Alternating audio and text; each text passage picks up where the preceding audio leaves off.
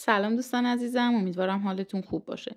قصد دارم با استفاده از بیس پلکسی و برچسب یووی یه خطکش بسازم. اول از همه بگم که چرا انتخابم بیس پلکسی هست تا اینکه بخوام از قالب سیلیکونی خطکش استفاده بکنم.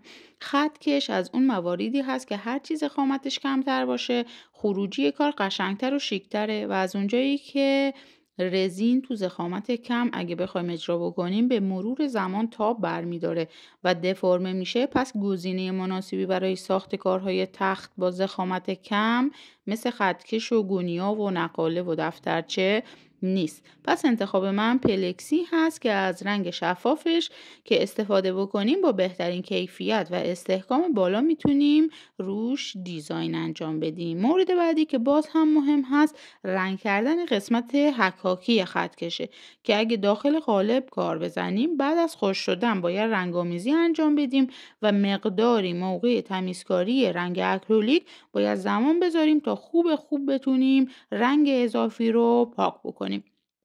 اما پلکسی چون یه روکشی داره، ما قبل برداشتن روکش میایم رنگ‌آمیزی رو انجام میدیم که من اینجا دارم از ماژیک CD برای قسمت‌های اعداد استفاده میکنم چون رنگش به مرور زمان پاک نمیشه، اما برای قسمت‌های خطوط مدرج چون مقداری عمق داره و خیلی نازک هست و با ماژیک CD داخل عمق رنگ نمیگیره، میام از رنگ اکریلیک استفاده میکنم و با یه قلمو رنگ رو به عمق شیارها هدایت میکنم.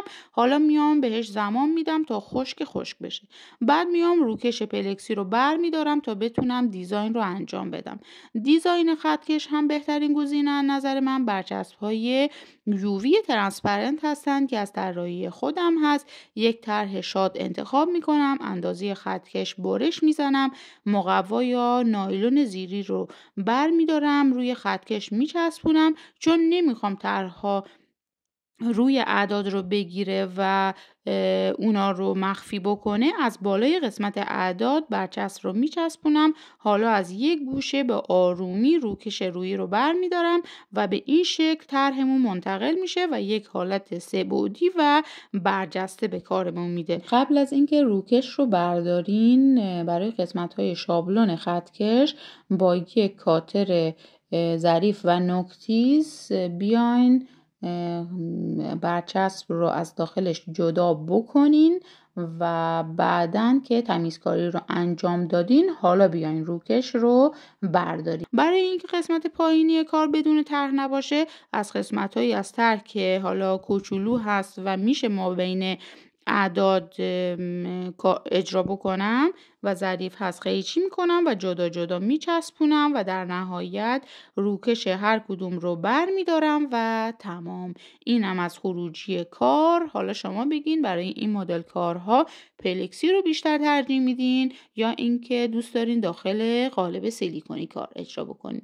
امیدوارم از این آموزش نهایت استفاده رو ببرین و خوشتون اومده باشه. تا آموزش های بعدی، خدایا رو نگهدارتون.